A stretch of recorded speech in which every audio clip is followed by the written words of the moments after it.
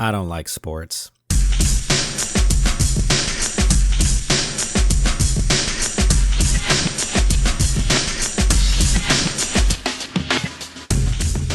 Growing up, my stepdad tried to get me into playing sports, and for a time, I was really into baseball. I even had dreams of going pro, but quickly put those foolish aspirations to rest once playing video games and drawing became more of an important pastime than throwing a ball around. From there, sports stopped being a part of my life completely. From playing them with friends to watching sports at home with family, I just never had any interest. And this indifference would extend into sports media, movies, TV shows, video games, anime, manga. Nothing pertaining to sports would ever catch my attention. If I really think about it, I believe there was a part of me that always kind of looked down on sports-focused stories. The idea of a story's premise being surrounded by something like basketball or football or whatever sport really couldn't be that complex or interesting. I mean, aren't all sports series the same? Some character or group of characters trying to be the best at playing with the ball. I mean, sure, Naruto is about him wanting to be the best ninja, but at least you can tell all kinds of stories around that. What could possibly be interesting about Kuroko no Basket, where characters have basketball superpowers, or Prince of Tennis? Learning the ins and outs of how Bankais work in Bleach was far more interesting than learning the rules of soccer. Sorry, Captain Tsubasa. I had initially written off sports, specifically in anime and manga, because of this preconceived notion that they had nothing to offer me in terms of storytelling. If I don't care about sports, how could I care about sports anime? Well, I guess I better say thank you to my good buddy Radman, because after watching the first Slam Dunk movie, I realized this preconceived notion I had couldn't be further from the truth.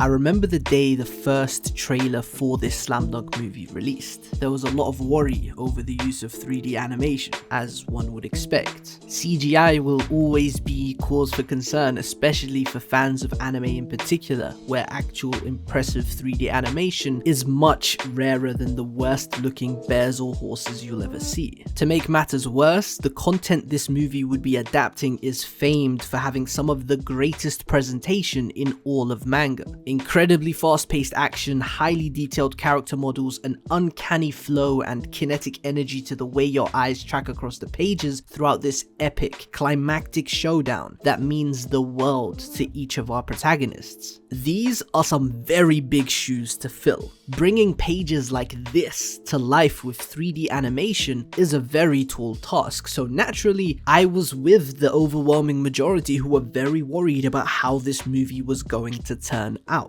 It was gonna be Takehiko Inoue's directorial debut, a manga legend with over 280 million copies sold across his three main works. But while Inoue is eternally associated with those three manga, he has delved into other art forms across his esteemed career. And the more I thought about his repertoire, the more I realized if there was anybody who could pull this Slam Dunk movie off, it was Inoue taking the wheel himself. This is the man who created an epilogue to Vagabond in a museum exhibition that you literally walk through. A manga chapter, if we can even call it that, drawn in space, designed to be experienced with one's entire body. This is the man who launched a webcomic in 1996 before they were financially successful and widely recognized artistically, just because he could. So it shouldn't have come as a surprise that when the first Slam Dunk released in 2022, directed by the man himself, it took the world by storm. Alongside the movie, an interview was released where Inoue shared his experience in the role of an animation film director for the first time.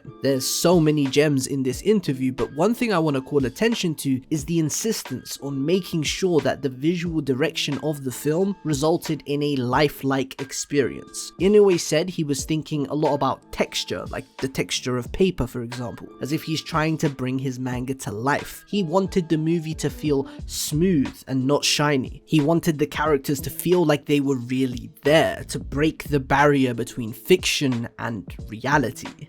And that's why he came to the conclusion that CGI was absolutely essential. And thanks to the predominant use of 3D animation, the first Slam Dunk is able to maintain a thrilling, fast-paced, intense experience all the way through that perfectly captures the high voltage feel of a real basketball match. And the only times it ever lets up are in the skillfully placed cuts to the past, which exist in stark contrast to the basketball match taking place in the present. And of course, this is backed by the presentation, with flashback scenes mainly making use of 2D animation in comparison to the 3D for the basketball, creating this wonderful separation between past and present through these visual distinctions. This is an expertly crafted movie made by a lover of art, basketball, and everything in between. And that love is packed into every second, every frame of this movie. So ultimately, I have to say, in the most cliche, cheesiest of ways, never judge a book by its cover. Never judge a movie by its animation style before actually seeing the damn movie. Everybody and their mother was sure this movie was bound to fail based on the simple fact that it would be using CGI, and all of those people were proved spectacularly wrong. And lastly, for my boy Johnny, never judge a story simply based on the genre. The first Slam Dunk film is amazing. It's hard to even really know where to begin with the praise I have for it. Like Radman said, it's stunningly animated. Where we've come from in terms of mixing 3D and 2D animation is incredible. Takehiko's art style is so powerful, but to be able to capture it in the way they did, it's like the manga come alive. I bet it didn't hurt to have the man himself on board with directing, but the team at Toei did an amazing job. I was ready to give the film a 9 out of 10 on my first watch, but those last 5 minutes that were nothing but pure animation and spectacle drove it right to a perfect 10 out of 10. I would be remiss if I didn't talk about the sound design as well. The beautiful music aside, I can't remember the last time I was captivated by the sounds used in an animated film. Every shot into the basket, every pivot or shuffle from the players' feet, the wind flowing as they rushed past each other. I could feel my heart racing as if I was there on the court, and that can be mostly attributed to the sound design. The first Slam Dunk is a film crafted from top to bottom to keep the viewer engaged. And for as good as the presentation is, nothing can compare to how good the story is. It's told in a similar way as Challengers, where during the progression of the game,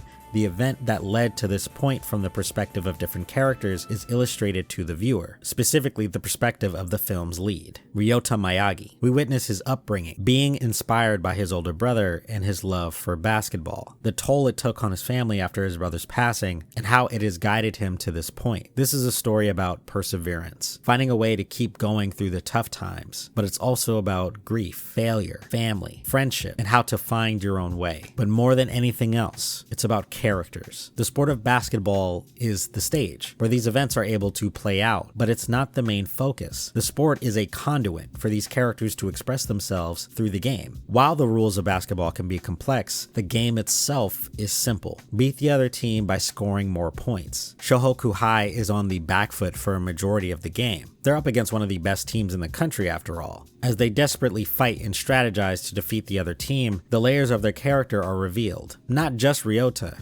who is a great lead for this film given how emotional and relatable his story is. All of the players of Shohoku, and even some of the members of Kogyu, have their pasts and motivators shown to us. My favorite example of this comes with the end of the film, where Fukatsu realizes his prayer for growth came from him losing the match. Or Sakuragi fighting to continue playing with a major injury because giving up would mean the end of everything he's done up to this point and letting down the team. Or of course, with Ryota, being someone with a big brother that I look up to, I can't imagine what it would be like to lose him. But I feel as though it would be similar to what Ryota is going through. Basketball was the thing that brought them together. With his brother gone, the relationship with his mom strained, it feels like basketball is a curse on him, but really it's a gift, a promise to keep chasing that love within you and chasing a dream they both shared. I didn't even get into all of the other stories, which I kind of feel weird about doing since I haven't actually read enough of Slam Dunk yet, but the fact that they all work in this narrative is amazing.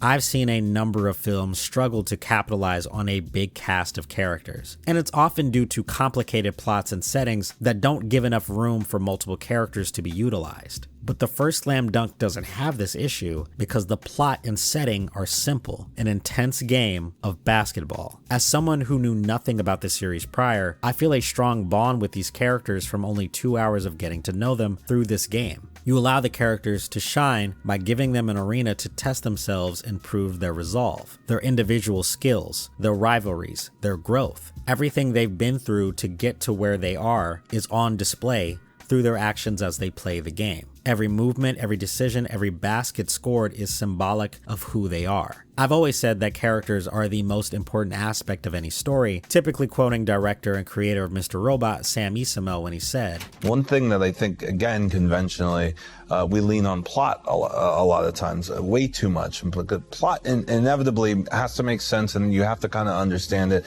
The audience has to kind of understand it, but you don't remember plot. You remember the characters, and I really deeply believe that. And you remember what they're about and who they are and what choices they make, bad or good.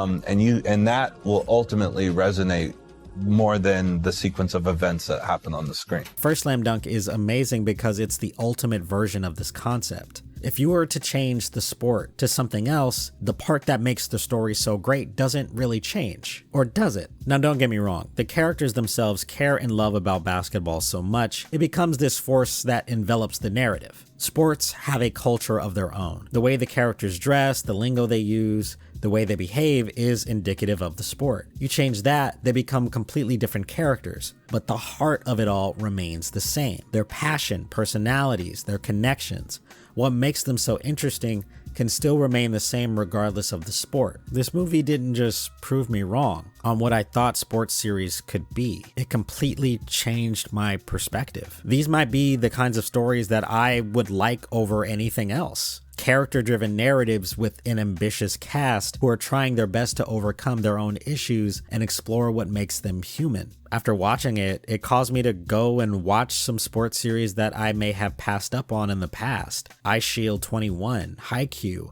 Hajime no Ippo, Blue Box. A whole new world of stories is open to me now because I finally put my bias aside and watched something that genuinely changed my life. I want to say thank you again, Mr. Takehiko. You haven't disappointed me yet. I want to say thank you to Radman for putting me on and getting me to where I am now. And I want to say thank you to the first Slam Dunk. Guess this means I should read the manga now, huh? I think I'm going to go read it right now.